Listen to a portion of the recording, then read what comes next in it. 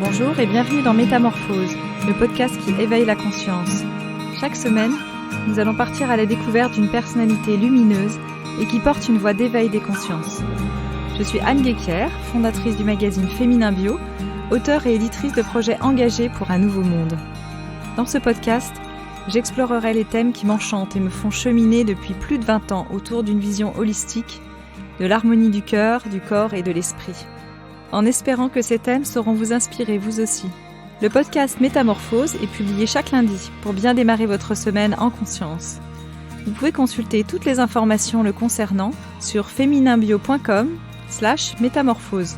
Pour être informé chaque semaine de sa publication, abonnez-vous au podcast en vous rendant sur votre plateforme de podcast préférée. Ce podcast est publié grâce au soutien de la marque des laboratoires Famadem qui propose les 38 authentiques fleurs de bac originales pour aider à gérer nos émotions passagères ou régulières au quotidien. Merci de leur soutien. Retrouvez-moi sur Instagram à l'adresse Métamorphose Podcast. Bonjour et bienvenue dans Métamorphose. Alors mon invitée d'aujourd'hui est installée aux États-Unis, elle est même maintenant américaine, même si elle est également française. Elle est psychologue clinicienne et partage les dernières découvertes thérapeutiques outre-Atlantique à travers sa pratique en cabinet et ses formations en EFT, en psychologie énergétique, en psychothérapie du lien et neurosciences. Elle est spécialiste aussi des troubles de l'attachement et nous allons explorer en conscience avec elle aujourd'hui ce qu'est une relation toxique et apprendre à construire une relation sécurisée, comprise et stable. Elle est l'auteure chez Erol d'un livre « J'arrête les relations toxiques, 21 jours pour créer des liens sains et harmonieux ». J'ai la joie d'accueillir Marion Blick. Bonjour Marion. Bonjour Anne. Alors, qu'est-ce qu'une relation toxique ? On va finalement commencer par le début. On entend beaucoup parler des pervers narcissiques, des relations toxiques, etc. Mais je trouve que c'est très bien de revenir sur une définition. Pour moi, en fait, la relation toxique est simple. Si on a vraiment développé un self, si on a de l'autonomie, on ne devrait jamais être envahi par quelqu'un ou en codépendance avec quelqu'un. C'est-à-dire qu'on devrait toujours se tenir droit, pouvoir faire ses choix, affirmer ses choix, dire non, dire oui. Et à chaque fois qu'il y a toxicité, il y a une grande gradation entre le gris clair et le noir, des gens qui peuvent tuer des autres parce qu'ils s'en vont. Il y a aussi plein de gris clairs dans nos vies habituelles où on ne dit pas exactement ce qu'on voudrait, on se laisse faire, on met pas de bonnes limites, on parlera des limites aussi, poser des limites. Donc en fait, c'est à chaque fois qu'on n'est pas soi-même, qu'on n'ose pas être soi-même et qu'on est manipulé ou en tout cas poussé à faire des choses qu'on ne voudrait pas faire, mais on le fait quand même. Pour moi, c'est là la toxicité. D'accord, alors tu parles du self, alors c'est peut-être un terme qui n'est pas compris par tout le monde. Qu'est-ce que c'est justement ce self dont tu parles ? Moi, c'est le soi dont on parle un petit peu plus en français. C'est une espèce de quintessence de qui on est vraiment, de notre ego, bien sûr, de toutes les parties managériales de notre système qui nous permettent de fonctionner et qui est un petit peu dans une position, si on est sécure, de position où on peut faire des choix, on peut aller à l'intérieur de soi, on peut voir ce qu'on ressent, on peut vraiment voir le bien de tout le monde. Il y a aussi on va parler de neurosciences, un cerveau global, si vous voulez pas si tu veux pas un cerveau émotionnel, mais un cerveau qui peut faire des choix, un cerveau préfrontal qui peut être témoin de ce qui se passe et faire des choix à partir de ça. Donc c'est un petit peu pour moi quelque chose de plus extensif que l'ego. D'accord. Et dans une relation toxique, est-ce qu'il y a forcément un manipulateur ou un pervers narcissique dans ce type de relation ? Est-ce qu'on est vraiment dans un schéma traditionnel, victime-bourreau, ou c'est pas si simple que ça ?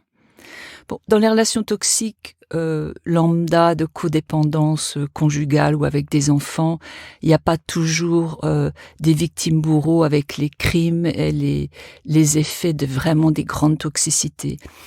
Le pervers narcissique, qu'est-ce qu'il veut ? Il veut un miroir. C'est un peu comme les contes de fées où la sorcière, elle a toujours regardé dans le miroir et demandé au miroir si elle est la plus belle. Le pervers narcissique, en fait, c'est quelqu'un qui souffre, qui veut absolument quelqu'un d'autre pour le refléter. Et qui va jusqu'à même tuer les gens, puisque c'est toujours quand une femme part qu'elle a le plus de risque d'être tuée, elle et ses enfants. hein. Donc c'est quelqu'un qui a besoin d'absolument de faire prisonnier quelqu'un d'une relation, que ça soit une relation de travail d'ailleurs, et de la torturer, et de l'empêcher de bouger, et petit à petit de l'isoler, hein. Donc il y a des pervers narcissiques, il y a des manipulateurs, et puis il y a des versions plus soft, plus douces de belle-mère intrusive, de conjoint qui nous force un petit peu à rester là où on voudrait partir, ne pas être libre, vraiment totalement libre. Oui, du coup, ça me posait question, est-ce qu'on a toujours conscience d'une toxicité relationnelle? Est-ce que c'est quelque chose qui peut s'installer comme ça de manière insidieuse? Parce qu'on imagine le pervers narcissique qui arrive avec ses gros sabots et qui évidemment qu'on repère tout de suite, et pas forcément finalement. Non, c'est très insidieux parce que, dans un sens, tant qu'on nous a pas... Bon, déjà, j'ai beaucoup de patients qui ne sont pas du tout conscients, qui sont sous emprise ou qui sont contrôlés par un conjoint ou par un enfant C'est insidieux parce que les systèmes éducatifs, dès le départ, on devrait apprendre aux enfants à faire des choix, à choisir, à très très tôt. Le système scolaire, très souvent, est une forme d'imposition, de politesse, de rituel. Donc De soumission. bien sûr, on a petit à petit été on nous a dérobé notre self, on nous a dérobé nos capacités à nous exprimer, à choisir, à être nous-mêmes, à être différents. Je veux dire, toute l'éducation, la plupart de l'éducation est faite pour nous préparer, dans un sens, à être soumis et à s'adapter à un système et à ne pas être vrai, hein. Donc très souvent on ne le voit pas venir. C'est normal d'aller tous les dimanches déjeuner avec sa famille. Si on le fait pas, on n'est pas gentil. Je veux dire, tout ça, ça a été émoussé, et petit à petit on se retrouve dans des situations vraiment de contrôle, et les gens ne s'en aperçoivent pas parce qu'ils ne savent pas ce que c'est pas normal, hein. Ils n'ont pas ce sens de l'autonomie. Alors c'est dans un travail thérapeutique où ils peuvent vraiment descendre à l'intérieur d'eux, ressentir, choisir, oser affronter, avoir des conflits. C'est des choses qu'on devrait apprendre quand on grandit, hein, Oui. gérer un conflit, supporter les conflits, connecter avec ses émotions, avec ses sensations. Donc la plupart d'entre nous pourraient être très facilement la proie de relations toxiques, et on l'est. Je le suis. Il y a des fois où je suis pas vraie, je l'avoue. Alors justement, tu dis, dans mon cabinet, je vois souvent des personnes qui sont sous emprise, qui n'ont pas forcément conscience. Inversement, est-ce que tu vois des pervers narcissiques qui viennent en thérapie, qui n'en ont pas conscience? Non, parce que les pervers narcissiques, des versions d'hommes narcissiques ou de femmes narcissiques, oui. Pervers, si tu veux, le pervers aime faire du mal pour jouir du mal qu'il fait. Mais des gens narcissiques, des hommes ou des femmes narcissiques, qui, mine de rien, demandent des choses qu'ils ne devraient pas demander à leurs conjoints ou à leurs enfants, ou à leurs employés, ça j'en ai. Mais c'est pas la majorité de ma patientèle, parce que les narcissiques ne se posent pas trop de questions sur eux-mêmes. C'est rare qu'un pervers narcissique arrive dans un cabinet de thérapeute. C'est parce que il y a un jugement, il va perdre sa femme, ou il est dans une grande crise et il est en train de tout perdre. Autrement, ils ne vont pas se remettre en cause. Donc c'est des gens qu'on traîne dans les thérapies de couple. Un peu de force, oui. Absolument. Oui. Et ils durent pas de toute façon, parce qu'ils pensent que le problème n'est pas eux. Donc c'est pas des thérapies de long cours qui durent. D'accord.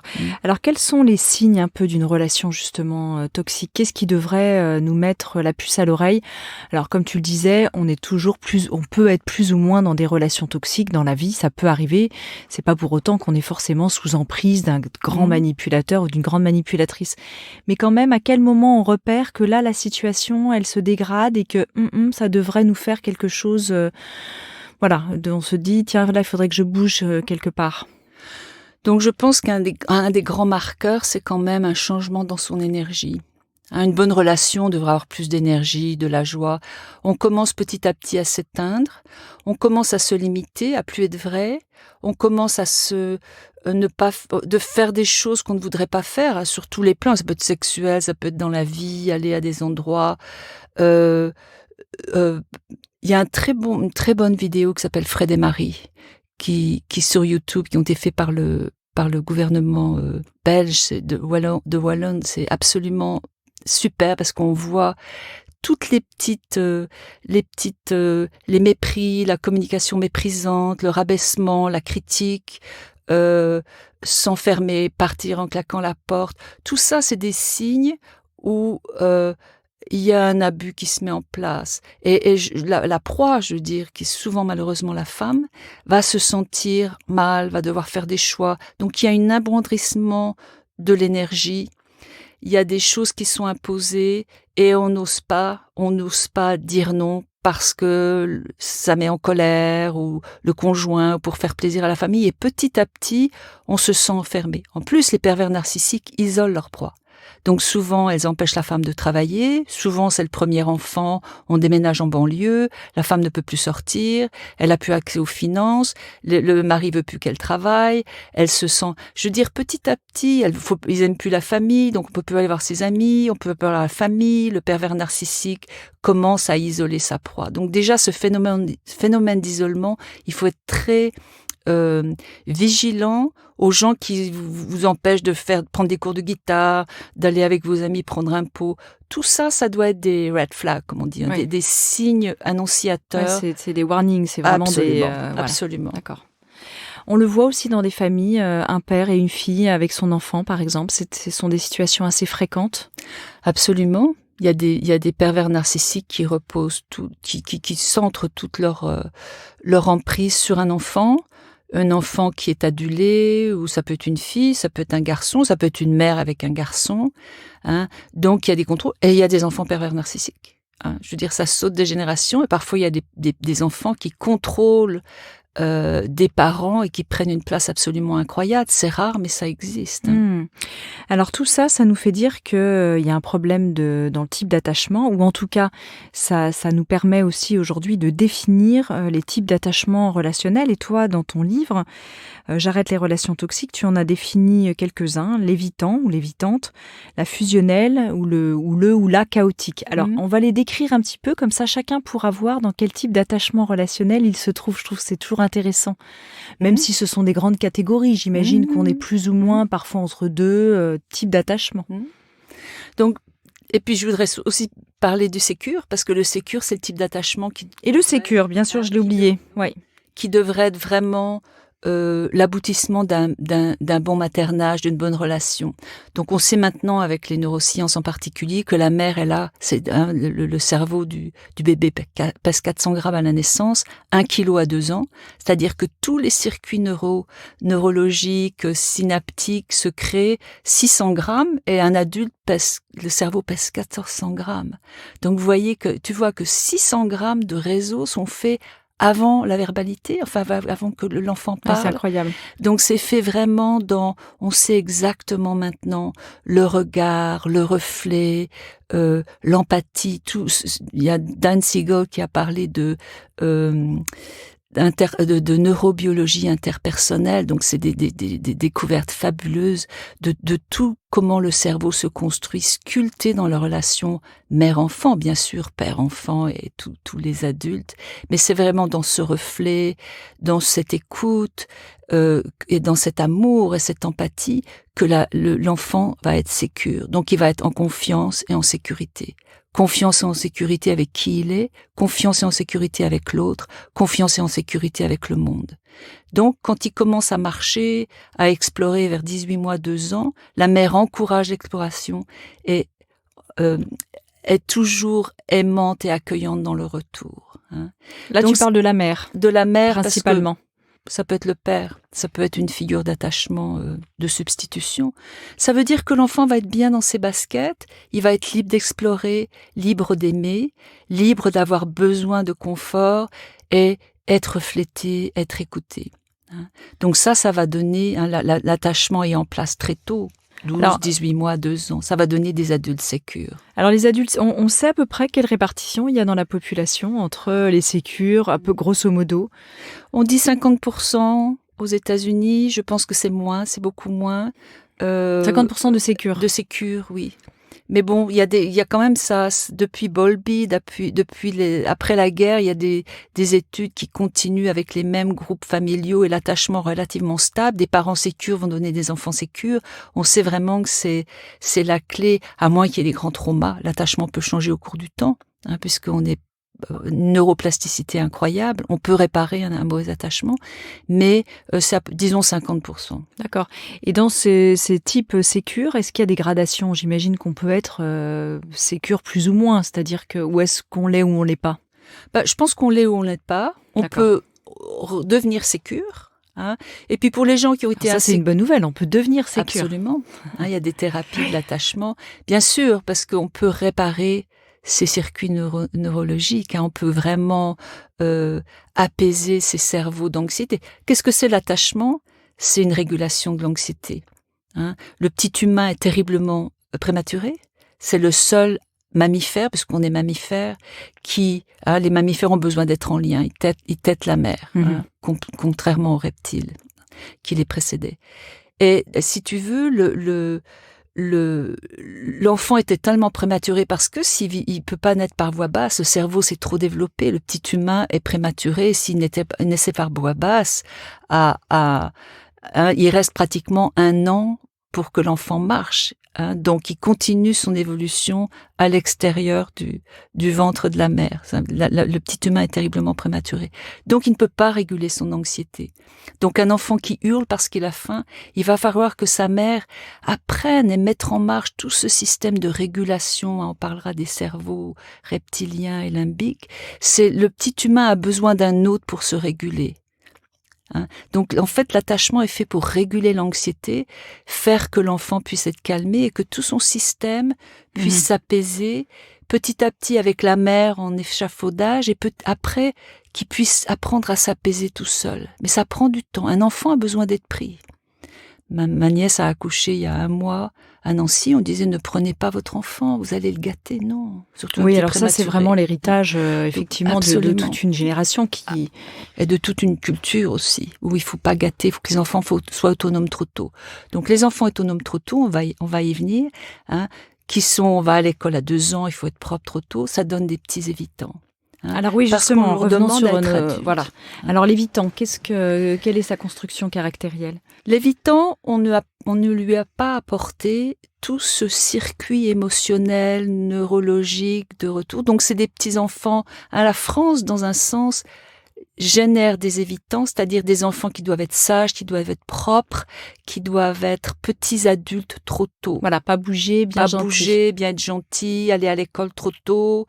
Aller sur le pot, dit bonjour à la dame. Et tout ça, c'est des enfants qui disent j'ai bien compris qu'il y aura personne qui sera là émotionnellement. Donc, qu'est-ce qu'on fait pour se couper de ses besoins émotionnels et physiques? On se coupe, on se dissocie, et on va se débrouiller tout seul.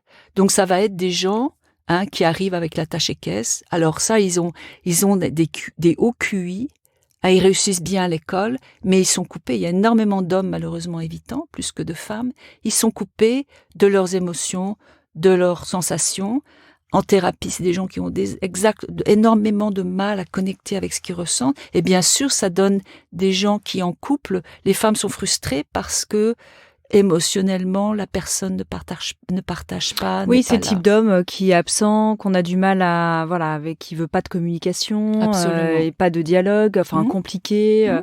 On part en week-end avec lui, par exemple, et en fait, ça se passe mal. Il peut provoquer un chaos parce qu'il cherche à éviter la situation. Est-ce qu'on peut aller jusque-là? Absolument. L'évitant va tout faire pour éviter. Donc, dans un sens, c'est quelqu'un qui monte sur son vélo, qui fait qui rentre chez lui et qui disparaît pendant 3 heures. On le voit pas pendant le week-end. C'est quelqu'un d'absent. Ça passe sociologiquement, parce que ça correspond à un certain type d'homme. Mais c'est des gens qui souffrent. Le petit évitant souffre et il se débrouille tout seul. Il dit c'est simple, je me débrouille tout seul en me coupant. Donc, c'est des gens qu'on peut retrouver en thérapie parce que souvent la femme va le traîner en thérapie de couple et il va dire ou alors il va falloir que sa vie vraiment explose, craque, perte, décès d'enfant, un gros choc, perte de travail, où là ils se réveillent et ils peuvent vraiment faire un travail thérapeutique de reconnecter avec tout ce qu'ils se sont déconnectés par adaptation. De nouveau, c'est pas une pathologie, c'est adapté. Quand on n'a pas ce qu'on veut, il va falloir se couper de ses besoins. Alors pourquoi justement plutôt des garçons? Est-ce parce qu'on a voulu les autonomiser trop tôt et notamment, tu disais, en France, il y a quand même pas mal ce type de profil? Oui, parce que les Français sont pas très émotionnels. C'est toujours difficile de parler de culture, mais... Non, mais c'est intéressant, parce que toi, tu as ce regard. Ça fait combien de temps que tu vis aux États-Unis? Plus d'une 36 ans. Oui, 36 ans, oui. Donc l'école est plus... Il y a plus d'émotions aux États-Unis, il y a plus de développement émotionnel. L'école maternelle n'est pas obligatoire, l'école commence à 5 ans. Donc les enfants restent plus avec les parents et il y a moins de normes au niveau de la politesse, de l'habillement, des choses comme ça. C'est un petit peu plus cool. Et les gens sont plus émotionnels. Les parents sont un petit peu plus sensibilisés. La mère de famille traditionnelle française est efficace, sa maison est bien tenue. Tout est bien géré, mais il y a un grand vide émotionnel. Grand vide émotionnel. Bon, on peut expliquer ça, c'est un petit peu complexe. D'accord. Alors passons peut-être à notre deuxième profil, au troisième, parce qu'on a fait sécure, évitant, fusionnel, tiens. Fusionnel, donc ça répond, si tu veux, la fusionnelle a le même problème, une mère qui ne lui donne pas ce qu'elle veut, ou qui est absente, qui le donne de temps en temps, mais pas de façon consistante. Donc la fusionnelle décide et j'ai pas répondu à ta question, pourquoi il y a plus d'hommes évitants? Oui, c'est vrai. Parce que si tu veux, l'homme primitif était chasseur. On vient d'hommes primitifs, on est primitif. Il y a toujours un homme de Cro-Magnon et une femme de Cro-Magnon en nous. La femme restait avec les autres femmes, multitaskait, elle cueillait, elle avait un enfant au sein, un autre dans le dos, elle parlait avec les autres femmes, ils observaient autour pour voir où est-ce qu'il y avait des baies ou des brimelles ou des feuilles. Les femmes ont une attention beaucoup plus large. L'homme, lui, partait chasser, parfois plusieurs jours, tout seul, avec son arc et ses flèches, et il revenait avec sa proie. Mais l'homme est seul, il est monofocus, il cible, il cherche une biche, il voit que la biche. Les hommes sont encore comme ça. On va dire, où sont mes chaussettes? On dit, oh, devant toi. Ils ne sont pas Shiva. Non. Donc il y a toutes des couches en nous donc je pense que la femme va poursuivre, elle va aller vers le lien, l'homme va aller vers l'isolement, vers la forêt. Un homme, quand il va mal, il va dans sa cave, il ne parle pas. Je pense qu'on a des hommes de Cro-Magnon en nous et des femmes de Cro-Magnon. Donc la femme, elle va vers le lien. Donc une fusionnelle va poursuivre sa mère, s'attacher à sa mère. Autant l'homme, c'est la fuite. Dans un sens, c'est l'agression. D'ailleurs, un petit fusionnel, quand sa mère le retrouve, quand sa mère l'a laissé, il va pleurer.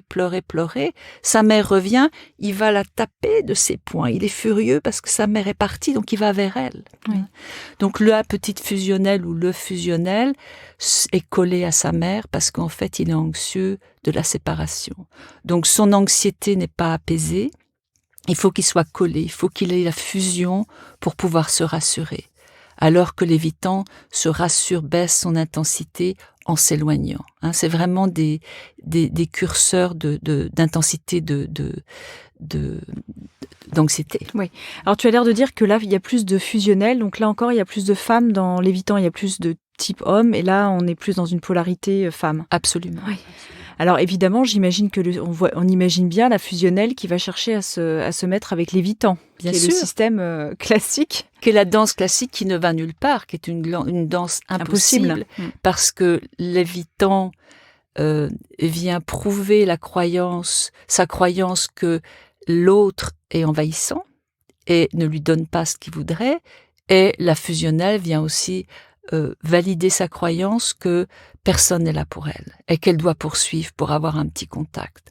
Donc la fusionnelle, autant l'évitant est coupé, la fusionnelle très émotionnelle. Elle déborde, quoi. Elle déborde, elle fait des crises, elle va envoyer 1000 textos quand elle est loin. C'est le psychodrame, quoi. C'est le psychodrame, elle exprime, oui. Et elle rattrape, elle poursuit, donc elle va sonner chez vous, elle va être intrusive, elle va être trop, elle va insister, et elle n'arrive pas à se calmer. Et alors, qu'est-ce que ça donne? Est-ce qu'il y a quelque chose possible entre ces deux profils, type d'attachement plutôt? C'est terrible. C'est un amour impossible. C'est un amour impossible à moins qu'ils aillent en thérapie et qu'ils commencent chacun à être conscients de leur pattern, ce qui est vrai pour n'importe quelle relation. hein. Même victimes, je pense que les victimes de pervers narcissiques, elles doivent apprendre aussi ce qui les rend victimes, parce que c'est important de faire son travail, parce qu'il y a pas un coupable et un innocent. Je veux dire, il faut deux. Takes two to tango. Il faut deux pour danser cette danse-là. Oui, c'est un système en fait. Hein. Bien sûr. Et c'est une systémie parce que insécure ne va pas toujours, va danser différemment. Très vite, il va se rendre compte insécure qu'on ne le respecte pas. Et il va parler, il va se rebeller. Bon, pour revenir au fusionnel. La fusionnelle va poursuivre, l'évitant va s'éloigner, la fusionnelle va reculer en disant bon ben, j'attends qu'il revienne vers moi, elle va s'enfermer dans tout en guettant sur son téléphone si l'évitant revient parce qu'il a pu se calmer, parce que la fusionnelle a reculé. Il revient, mais ça va se répéter sans fin, parce que les choses ne sont pas réglées. Oui. Hein. Et alors la chaotique ou le chaotique dans tout ça? Donc chaotique beaucoup plus grave, parce que c'est quand un parent ou quelqu'un que s'occupe d'un enfant est sécure à certains moments, mais malheureusement, à cause d'une maladie mentale, de dépression, d'addiction, peut être terrifiant à d'autres. De nouveau, on voit dans la neuroscience qu'avoir une mère qui est complètement visage impassible, une mère droguée, une mère déprimée qui a des phases de dépression, une mère qui disparaît en HP, une mère qui est violente à certains moments, donc tout ce qui est un peu les caractéristiques borderline, mère qui se drogue, quelle que soit la drogue, ou mère qui disparaît, tout ça, ça va faire des mères qui peuvent être sécures, et puis qui sont dangereuses physiquement, qui sont violentes, dangereuses par leur absence, par omission, et on dit en anglais par omission ou par commission. Oui. Ça va donner un attachement impossible parce que l'enfant va vers l'objet d'attachement. Il n'a pas la solution d'évitant qui s'en va. Il va vers l'attachement et puis l'attachement devient totalement brutal, dangereux. Donc c'est un paradoxe sans solution. Donc ça donne des attachements très difficiles. Il y en a énormément. C'est un attachement qui vient du trauma. Pour avoir été chaotique, il faut un trauma ou par omission, manque de mère, ou par danger réel perçu. Et ça va faire des personnalités qui sont chaotiques, beaucoup d'explosions émotionnelles, beaucoup d'irrationalité. Ça peut déboucher sur de grandes pathologies comme les personnalités borderline, mais il y a aussi des chaotiques un petit peu plus soft, mais il y en a énormément. C'est-à-dire les gens ont des crises, sont imprévisibles, on ne sait pas toujours ce qui les a déclenchés, ça peut être tout et n'importe quoi parce que leur système est terriblement fragile et déclenchable. Donc ce sont des gens très très doués, souvent très attachants, il y en a énormément dans le monde du spectacle, dans la politique. Des artistes, bien sûr, et en même temps dans une grande douleur. Mais la bonne nouvelle, c'est que c'est réparable. Ça n'était pas jusqu'à il y a pas longtemps, mais depuis ces 10-15 dernières années, des thérapies de l'attachement, moi, je travaille énormément en ce moment à la recherche d'éléments qui pourraient apaiser le système limbique, tout ce qui est le nerf vague des travaux de Porges, parce que c'est en vraiment apaisant ces cerveaux primitifs qu'on ne peut pas atteindre par la parole. Il faut vraiment d'autres techniques. Absolument. Oui. Mais c'est vrai qu'entre fusionnel et chaotique, je trouve que c'est pas évident de voir toujours, autant l'évitant on voit bien, le sécure aussi, mais entre fusionnel et chaotique, on peut avoir des comportements qui sont somme toute un peu similaires en termes de difficultés d'attachement. Quand tu parles de ces crises, on disait que la fusionnelle, part en psychodrame, le chaotique, on ne sait pas ce qui le déclenche. Donc finalement, après, j'imagine qu'il faut une thérapie plus profonde pour définir notre type d'attachement relationnel. Bien sûr, parce que chez le chaotique, tu vas trouver des phénomènes de dissociation en grande crise. Par exemple, quand quelqu'un la quitte, la chaotique peut aller jusqu'à tentative de suicide, grand figement, arrêter de manger, des phénomènes plutôt pathologiques graves. Oui, atteinte à l'intégrité corporelle. Ça peut être aussi une criminalité. Les personnalités borderline peuvent attaquer, peuvent tuer, peuvent... chaotique borderline. Borderline, absolument. Donc, de nouveau, là, il y a aussi une gradation. Je pense que les traumas dans l'anamnèse, dans l'histoire des gens, les traumas et les traumas transgénérationnels, c'est aussi toute une un domaine qui s'ouvre. On sait maintenant que les traumas sont transmissibles génétiquement. Vibratoirement, c'est encore très complexe, mais on sait par des études en Israël en particulier de petits enfants, de gens qui ont vécu la Shoah ou qui ont rescapé la Shoah ou qui ont des gens qui sont morts dans la Shoah sont traumatisés. Oui, on voit que le stress au niveau de l'ADN, on retrouve des traces de Absolument. stress. Oui. Donc moi je pense qu'en France, par exemple, qui a vécu, et tous les pays qui ont vécu énormément de guerres, il y a énormément de personnalités chaotiques, borderline, qui viennent de traumas transgénérationnels. Il y a eu quand même des guerres, les femmes étaient seules, il y a énormément d'abus sexuels. Oui. Donc tout ça, ça se retrouve là maintenant. Parfois, avec des sauts de génération, les parents sont OK et va y avoir une enfant avec un attachement chaotique et on se dit mais d'où ça vient ? Alors le chaotique ou la chaotique se met plutôt avec quelqu'un en conjoint de chaotique. Les sécures, tu dis, vont plutôt avec les sécures dans ton livre. Donc la probabilité quand on est fusionnel ou chaotique de tomber sur une personnalité sécure, elle est plus faible. Donc finalement on cherche des polarités similaires quand elles sont sécures ou inverses quand elles ne le sont pas. Donc si tu veux, la chaotique est très attachante. Donc parfois tu es insécure avec une chaotique. C'est plutôt bien pour elle ou pour lui? Oui, parce il va être beaucoup plus apaisant. Le sécure n'est pas angoissé ni par trop de proximité, ni trop de demandes d'attachement émotionnel, de contact. Il n'est pas non plus activé par le retrait, la distance. Donc c'est le facteur le plus sécurisant finalement, parce qu'il peut permettre à tous les attachements insécurisés d'aller et venir. Bon, lui il est là, il répond, il est bien. Ça ne le déstabilise pas. Donc la chaotique, on peut la retrouver avec évitant, on peut retrouver avec tous les types finalement. Ce qu'il y a, c'est que en général ces relations ne durent pas. Parce qu'elle est difficile à vivre, elle est aussi insatisfaite et c'est quelqu'un qui est impulsif. Donc elle va partir, elle va quitter, il va y avoir des esclandres, il y a des clashs. Alors je vois que le temps passe et je me fais embarquer par ce que tu dis qui est absolument passionnant et je pense que c'était bien qu'on passe du temps sur la définition des profils. Mais du coup, dans ton livre, tu parles des 3 cerveaux et ce serait important de revenir là-dessus pour comprendre notre monde de fonctionnement. Et puis on disait tout à l'heure, la bonne nouvelle, c'est quand même qu'on peut réparer tout ça et j'aimerais qu'on passe aussi un peu de temps à expliquer comment est-ce qu'on peut réparer notre type d'attachement et finalement se guérir et grandir en conscience. Absolument. Donc, les 3 cerveaux. Alors, on a le système reptilien, et il y a des travaux de Stephen Porges qui sont absolument merveilleux. Il a découvert la théorie polyvagale, c'est-à-dire qu'on a dans notre système un nerf vague non linéarisé, c'est-à-dire très lent, reptilien, qui est responsable du figement. Très intéressant, on dit les gens sont violés, elle n'a pas bougé, donc elle était consentante. Non, elle était en réponse reptilienne, elle était paralysée de terreur. Les gens terrorisés se figent. C'est le hérisson devant les phares d'une voiture. Exactement. On ne peut plus réagir. Qui est une réponse de protection.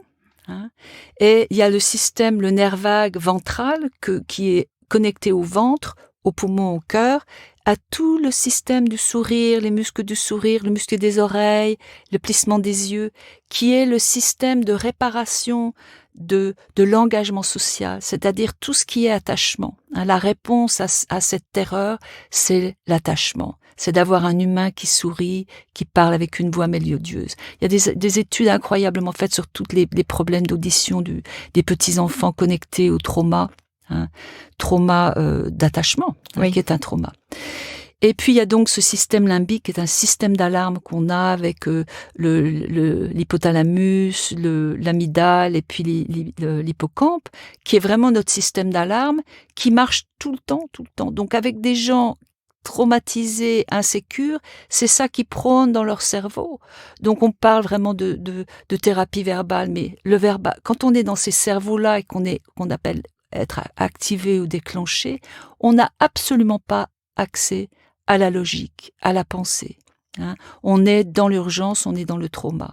Donc on est en train de se rendre compte... Et là, on peut plus ni méditer, toutes les techniques qu'on imagine d'apaisement ne servent à rien, parce qu'en fait, on est en mode survie du cerveau. Absolument. Donc moi, j'utilise beaucoup la psycho-énergétique, des points d'acupuncture, des bracelets EMDR, d'autres techniques que je suis en train de découvrir, parce qu'il faut que chaque personne au lieu de trouver quelqu'un de sécure, se sécurise. Donc il y a énormément, déjà un bon nettoyage des traumas, c'est ce que je fais dans ma pratique, absolument.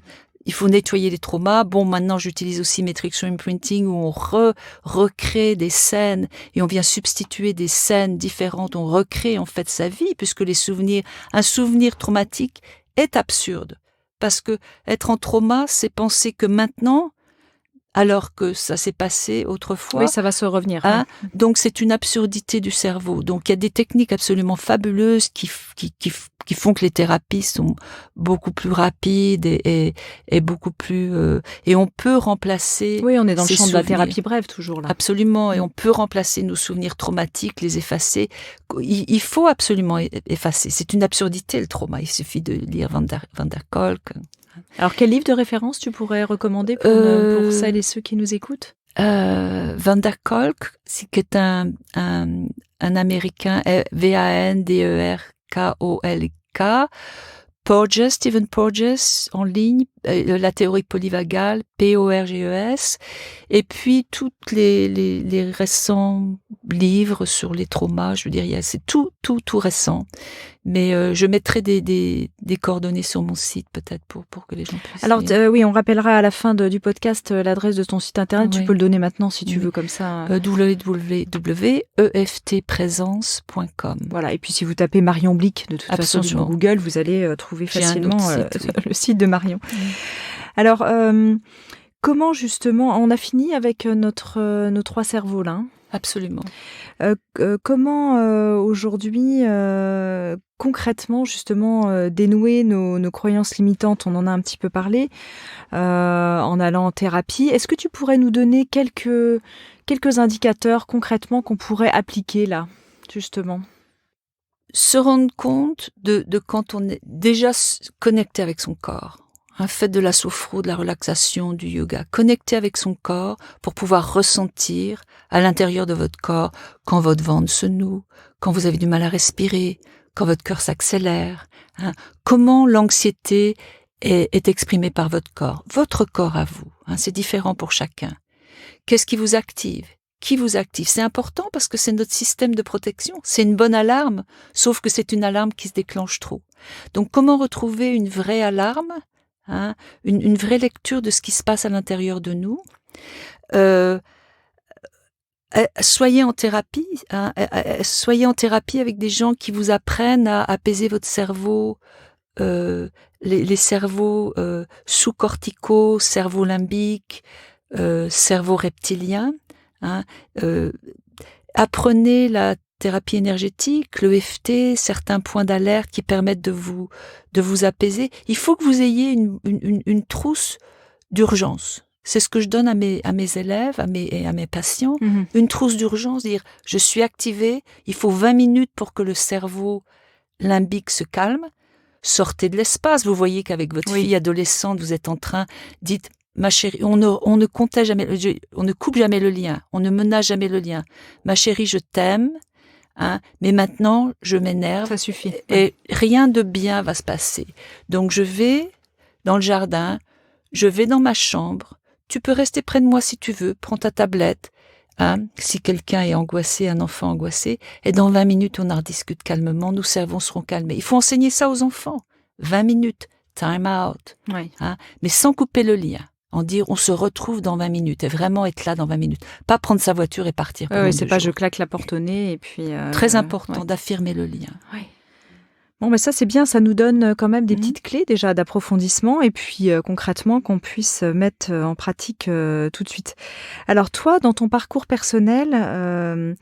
je te demande ça parce que je sais que tu as approfondi une nouvelle technique qui arrive en France et avec laquelle tu vas donner des formations et puis accompagner celle qui a fondé finalement cette voie ou cette technique qui est l'AEDP.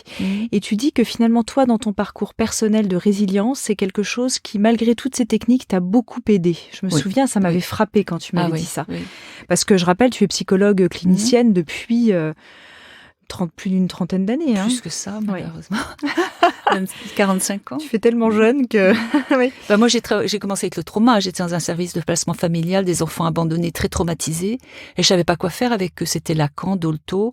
Ils parlaient pas, ils dessinaient pas. Donc, j'ai fait de la sophrologie, de la relaxation dynamique. Déjà, je pensais que le corps, mine de rien,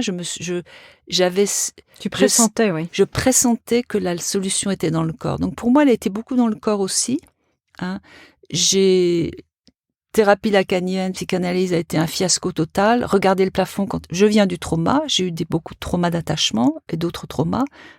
Donc, c'est aux États-Unis, en faisant du somatique, du massage, que je me suis réparée. Je me suis rassociée, mais j'ai découvert la EDP. J'ai fait j'étais en thérapie pratiquement toute ma vie. J'ai découvert la EDP et là, ça a été vraiment une découverte absolument incroyable parce que avec mon thérapeute, j'ai pu vraiment réparer l'attachement en recréant un attachement sécure. C'est vraiment une thérapie qui modélise exactement tous les détails d'attachement. Alors, qu'est-ce que c'est justement, la EDP? C'est une thérapie qui est centrée sur le lien avec le thérapeute, très très précis, très minutieux, très aimant, très très proche, et justement pouvoir apprendre à s'apaiser en proximité avec le lien du thérapeute. Donc c'est vraiment une réparation pour moi des cerveaux sous-corticaux dans l'ici et maintenant avec quelqu'un qui sait lire, qui sait accompagner tous ces micro-mouvements subtils et apaiser le système par un amour et une proximité inconditionnelle. Le lien thérapeutique est d'une proximité et d'un amour absolument incroyable. Alors là, on va un petit peu à rebours de toutes les grandes théories qui disent attention, le transfert, rester à distance. Donc ça veut dire que quand même pour pratiquer la EDP qui a été fondée par cette femme américaine qui s'appelle Diana Fosha. Et donc quand même, je vois, en tout cas en allant sur son site internet, etc., qu'il faut elle cherche vraiment des personnes qui ont quand même un bagage très solide parce qu'il faut pouvoir accompagner dans ce lien de proximité et ça, c'est pas donné à n'importe quel thérapeute, j'imagine. Absolument. Je pense qu'il faut avoir un cœur ouvert, il faut avoir souffert pour aussi comprendre la souffrance, il faut être super présent tout en étant conscient de ce qui se passe pour l'autre. Donc c'est une concentration, d'une attention et d'une intimité absolument incroyable. Oui, je ne sais pas quoi dire d'autre. C'est vraiment très très beau et moi je sais que ça m'a réparé absolument en profondeur et a permis aussi de mettre des mots sur des choses que je ressentais, que je ne comprenais pas, ou des effets, des impacts, et de traverser aussi des choses dans ma vie réelle, privée, et de les comprendre.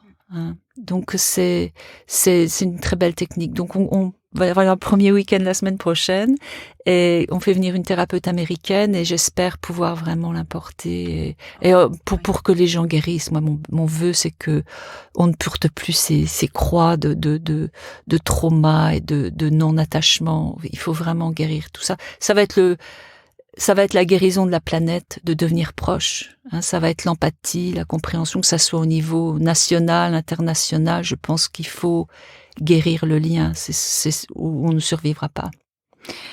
Marion Blick, merci beaucoup pour cet entretien passionnant et aussi la belle personne que tu es dans ce changement de paradigme. Et le monde a besoin d'accompagnants et de personnes qui sont vraiment à la fois dans cette compréhension technique et qui connaissent vraiment profondément l'être humain, et puis aussi dans cette empathie et dans cet amour, et c'est ça qui est essentiel. Je rappelle le titre de ton livre, J'arrête les relations toxiques, 21 jours pour créer des liens sains et harmonieux. Merci Marion. Merci Anne, merci. Ce podcast est publié grâce au soutien de la marque des laboratoires Famadem qui propose les 38 authentiques fleurs de bac originales. Merci de leur soutien. Merci de nous avoir écoutés. Je vous donne rendez-vous pour une interview avec une personnalité lumineuse chaque lundi pour bien démarrer la semaine en conscience. Vous pouvez retrouver Métamorphose sur de nombreuses plateformes et bien sûr laisser votre avis et vous abonner sur Apple Podcast pour le recevoir chaque semaine. Si vous aimez ce podcast, n'hésitez pas à le soutenir pour favoriser sa diffusion en lui donnant 5 étoiles sur Apple Podcast. Et retrouvez toute l'actualité de Métamorphose sur fémininbio.com. Merci, à lundi. Retrouvez-moi sur Instagram à l'adresse Métamorphose Podcast.